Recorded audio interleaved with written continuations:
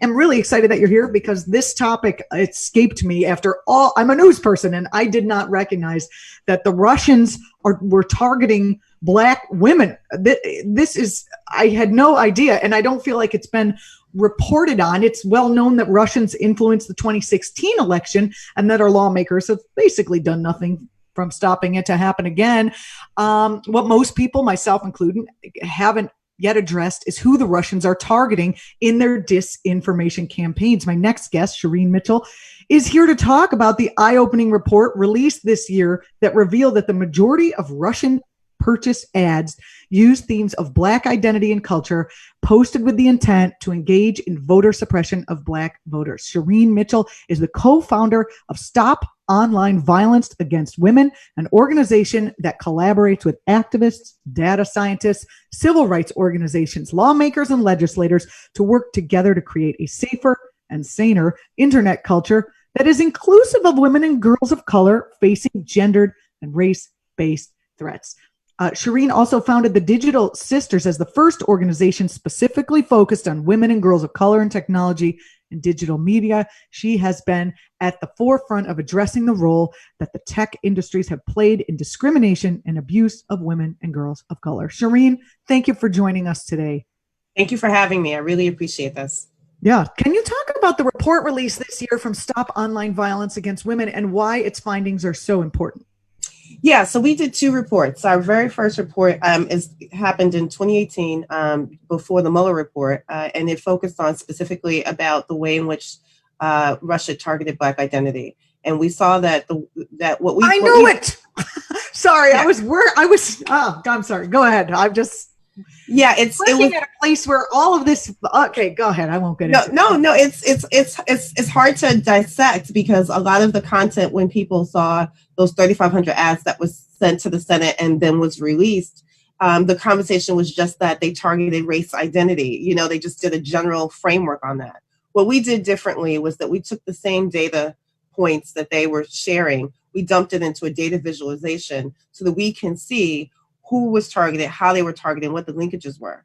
And so what we saw in that data set was a linkage of what we classify as a web of content and issues.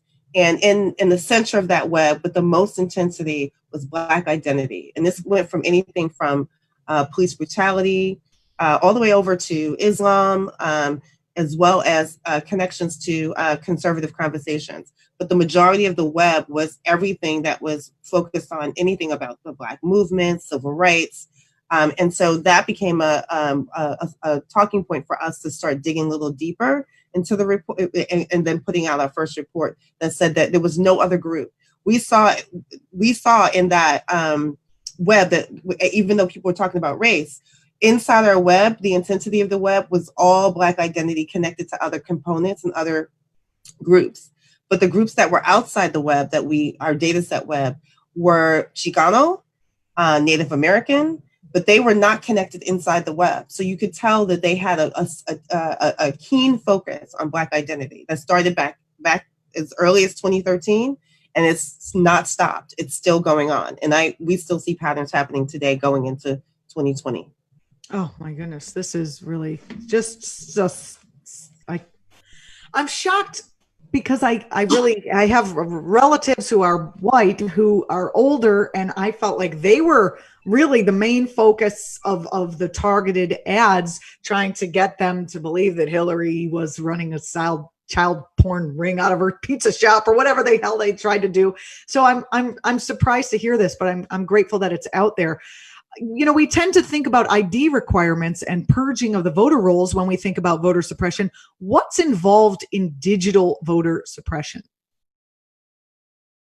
Yeah, so our second report that came out was to identify what digital voter suppression was. So we took the patterns that we saw in terms of the targeting of voter suppression in 2016, and we started doing analysis of what that looks like. So some of the things that people spoke out about earlier were examples in 2016 when you saw just close to the election, images were being shared saying, people, the Republicans can't vote for their candidate. That they, because of the lines, and you can skip the lines and text your vote in, dial, 559, whatever. And those particular images that were being distributed were being overwhelmingly distributed in the Black community as well as the Latino community, using Black women, Latino women as the identifiers to basically say this is legit. It also looks like it had like a Hillary Clinton imagery backdrop, which so looks like a meme that was coming from the campaign itself. So people assumed that this was something that was legitimate. And so this is a great example, a perfect example of what voter suppression looks like, because you cannot tell people that they can text their vote when it's not possible. That's actually illegal. You can't tell people that the voting date is different than the actual date. That's actually illegal. And so what we were trying to do was show the aspects of the digital memes and imagery and targeting that are the same as what we would normally consider voter suppression that's on the ground. But this is being used in social media. And, there's for those who assume, I get this conversation all the time. Well, aren't politicians always talking, trying to, get voters to come on their side and get them to, participate in whatever they think their campaign issues are. And that's very true. But there's a difference to talk about a campaign issue versus telling people when and where to vote and giving that false information. Mm-hmm. It's interesting that Black women who, the Democratic Party relies on as really the backbone of their voting bloc were targeted by the Russians. It does speak to the idea that the Russians would have preferred a Donald Trump presidency, and we can all see why now. But that we don't have to get exactly into that. I also noticed, was talking about this a little bit before, that there are several groups, media groups, people who say that they were progressives and then, have become, they call themselves independents and radicals, and they have co-opted progressive values and a progressive audience and led them off the ledge of destroying the Democratic Party when it comes to the Democrats being slightly better on racial justice issues than the Republicans. Did you notice this also? Because I was like, what are you crazy? I mean, you want Trump or Kamala Harris? You're upset about Kamala's record. Okay, I could see that. But what's the alternative here? I don't know. Your thoughts about that? Yeah, so I think I'm glad you brought this up because, like I said, like you said earlier about Black women being targeted, that is an overwhelming sentiment in all the disinformation that we see and track on a regular basis. The key targets are Black women, and you're right about this. It's not just about the Democrats saying this, finally admitting that the Black women are their base, but that they ultimately shifts. we shift elections, right? Alabama was a great example with Doug Jones, right? We'll see what happened in this year. Yeah. Going on, right? But that would be a great example to show that even on the ground you can see it, which now you understand why they were being targeted and why they're still being targeted. But what is problematic is we now have even progressives, so-called progressives, targeting Black women and targeting the Black community overall. I saw, sadly, several campaigns, i.e. Democratic progressive campaigns, that was specifically targeting elders, Black elders and Black voters, as if they were the establishment. You saw that terminology that was being swung around. And that was another disinformation campaign.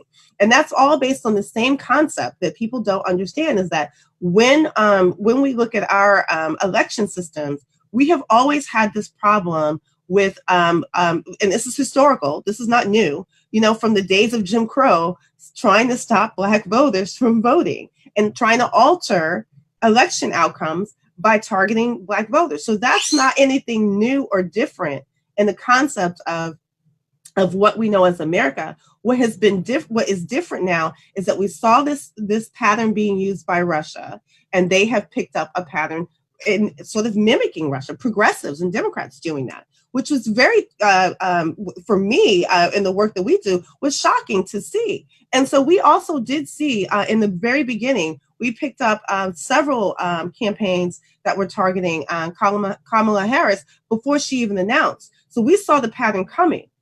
So when we watched the rest of her campaign, she was inundated with more disinformation than almost any other candidate that we saw. We tracked the other candidates as well, but it was definitely an overwhelming component with her.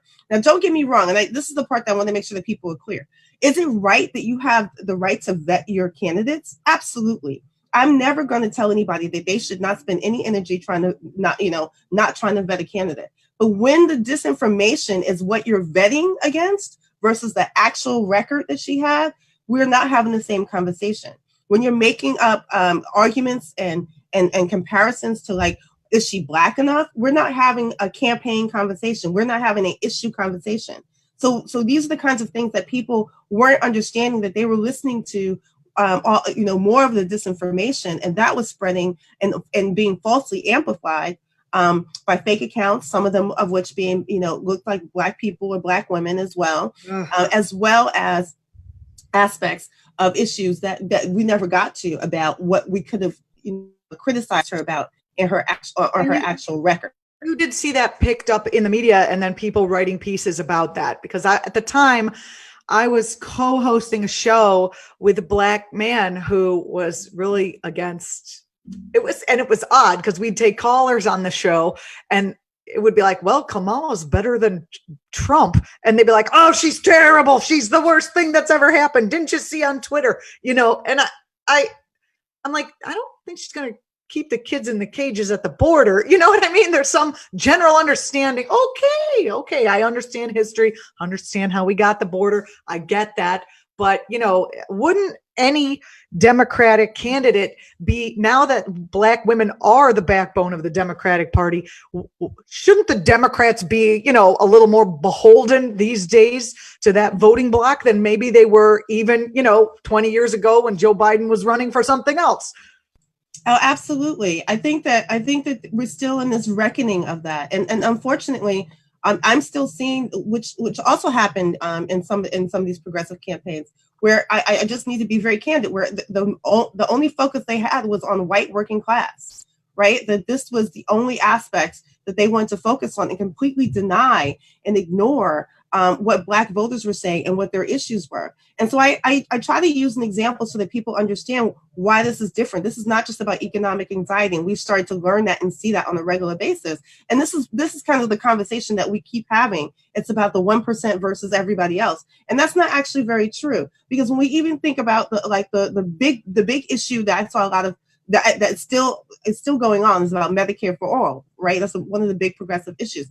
And that keeps happening in a divisive way. But I have to keep telling people, it's like, even if we get to pay for healthcare for everybody, right, for everyone, Black women will still be dying in a higher rate in childbirth, which is something everyone, that other women aren't experiencing in the same rate. So we're not looking at the disparity. So even if you cover the financial part of it, the racial part of it is not covered by most of these issues. And so we're having sort of a broad conversation that says, well, once we fix the economy, everything else will happen for everyone else. And that's not actually true. And we've seen that over and over again in different capacities. So yes, I do have an issue with the fact that we're still having a hard time trying to focus on the issues that impact communities of color in particular, but Black women, Black communities overall, who are in my opinion, the base of the Democratic Party. There's this assumption that they don't have to do the work to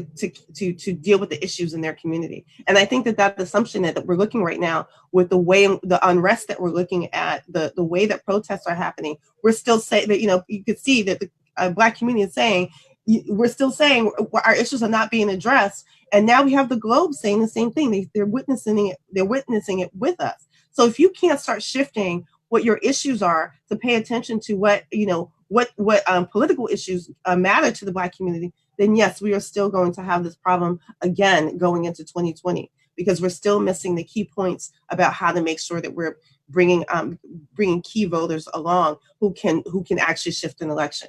And I have on my Twitter banner a reminder to people, which is this is a hardcore reminder.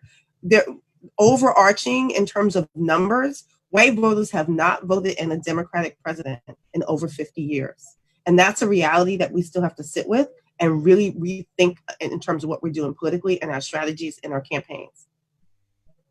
This is fascinating. I'm so glad we are having this conversation. And I appreciate you, Shireen, for coming on the program and for the work that you do. Shireen Mitchell, founder of Stop Online Violence Against Women. Shireen, what can we do to,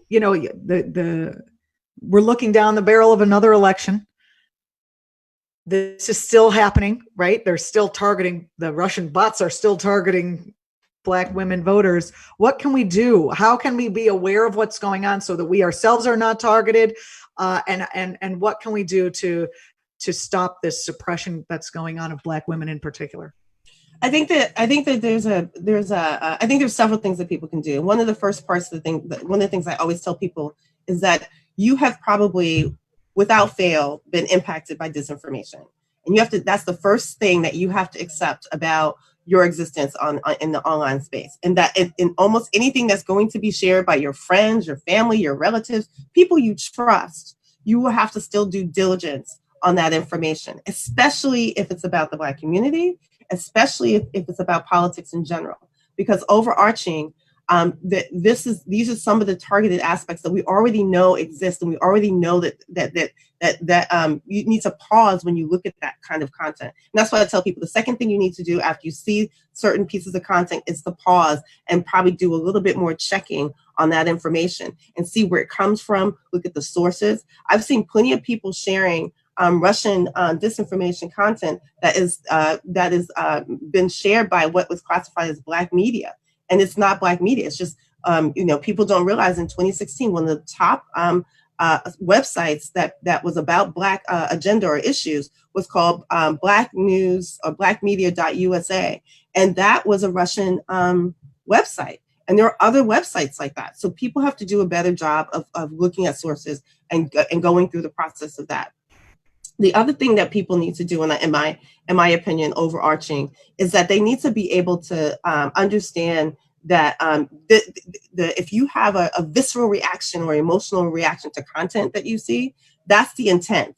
The goal is to get you to have a reflexive control reaction to something and not think enough to do any more digging down and just react, to share, or get angry. And so those are the other moments that I say to people, please pause, And the other key aspects I want to make sure that people understand is that there's this ongoing disinformation campaign from 2016 about them being both the same, that both the Democrats and Republicans are both the same. If you see any agenda that basically says that on a regular basis, please understand that has been the Russian disinformation campaign since 2016, and I still see key people, even every both day. Both sides do it as a Russian propaganda technique. It is. Both sides are doing it, and if you accept the both sides, you don't dig in deeper to look at the nuances of it, and so that's part of the problem. So can I say that on both sides of the aisle there are issues about racism in both parties? Absolutely. But there's a difference between caging children during COVID where they're dying, right, as an issue versus what we should be doing about immigration overall. Like there are levels to this that you have to spend a little bit more energy. You just got to look at the different states. New York is like, we're going to deal with COVID and calm down. And the other states are like, oh, it's a Black person disease. Let her rip. Take off your mask. I mean, there are racial dimensions to this. The response to COVID state by state, that's probably a whole nother conversation, but yeah, you have good. No, absolutely. And, I feel like I failed a bit in my past job because they were Black individuals, other people I was working with who were Black, who were saying this disinformation. And I'm thinking, well, I can't, you're a member of the Black community. I can't be like, hey, that's not a good idea for Blacks to think, because I didn't feel like it was. No, and that's fair, and that's part of it too, right? Because one of the things that we still have a hard time in this country about, like the example would be 1619, the project that Nicole Hannah-Jones just did, right? We still have scholars that are angry that Black scholars had a different take on slavery of all things, right? That we can't tell our own narratives and our own stories. And part of the way that the disinformation works is that there's still not enough historical frameworks about what our culture really is and what the issues really are. So even outsiders like yourself have no sense of what's really from our community and what isn't.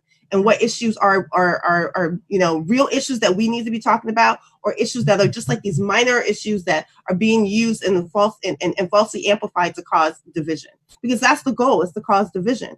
And so as long as we don't understand each other culturally, that's also an issue too. Like they're still trying to do divides between us and other communities as well. And so that's part of the pause too. When you see those examples, that division that you see happening is actually the goal.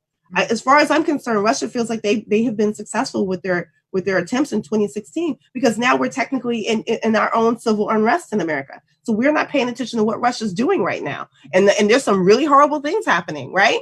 So that's part of the goal, and that has been the goal. So we're in our own unrest while we're not paying attention to what's happening in other places that's also horrific, but also will impact us. And we're not paying attention to that final impact because we're too busy now dealing with these divisions amongst ourselves in our political environment. Shireen, I've talked to some other guests about this recently, and I'd like to get your thoughts about it. Coming up on June the 20th, so just 4 days from now, there is a large nationwide protest that has been organized by labor, the SEIU. I can't remember, but it's like a lot of the big labor unions that are coming together in solidarity with the Black Lives Matter protesters that started in the wake of George Floyd's death. It seems to me like the economic ideas are coming together. The people who are fighting for the workers' good and the economic justice of all races are coming together with people of all races who are fighting for Black lives. I see this as a big move forward to combat those narratives that this is a Black versus white issue, this is a white cops versus Black protesters issue, and that the issues that are being discussed and the things that the Black Lives Matter protesters are demanding, including defunding police and funding social workers in our schools instead of police, that kind of thing. I feel like this is the tipping point. This is exactly what is needed to have a movement of solidarity between classes, between races, and we're seeing it. And I'm terrified that the cops are going to come and kill everybody, but because that's what generally happens when people see beyond. People have compassion for each other and see that the interest of one is really the interest of all. Your thoughts about what's happening with labor coming to support the Black Lives Matter movement this weekend? No, I absolutely think that that's an amazing feat. I mean, again, like I said, we're now having a global conversation about this, which, when you're watching it from across the globe, you see how people are seeing the harms that has been happening here in our country against Black and brown people. And so for the labor union to the labor groups to come together to look at this as well. These are key organizers and strongholds who have worked together in different capacities, but to now work together on this issue that has been plaguing our country for quite some time. This is something that I see a precipice of us moving forward. And and some people keep saying we're still in sort of a civil rights movement from in this era versus from the 60s. And what I see different in this era is that I see more cohesion. I see a lot more collaboration. I see more understanding about what the issues are and a little bit more details about what racism really looks like and its impact in this country. I do also see a way in which we're like the more I think people try to divide us, the more obvious it becomes that dividing us is the only way they think they can conquer, and that we can overcome that by the unity of understanding what some of the foundational issues are. And I say this all the time: if you focus on the most marginalized in the community, you will be able to organize and create a foundation politically and otherwise in terms of policy and legislation, as well as community for everyone. If you're focused on just on the marginalized as well, but if you're focused on the most privileged in this country, you will never get there, because we will always be losing people who we should be focused on. And so to see what's happening going on into July, July 20th, I think is a huge movement that I think will propel us even further. And I think there's more to come leading up to 2020. Shireen November Mitchell. 2020. Oh, November 2020. Shireen Mitchell, founder of Stop Online Violence Against Women. Thank you so much for being on our program. You can follow Shireen at Digital Sista, Sista, on Twitter. Shireen, thank you very much. I appreciate it, and I hope you will come back. I will definitely come back. If you invite me back, I will definitely have We will much more to say. And I thank you for having me on. I appreciate that.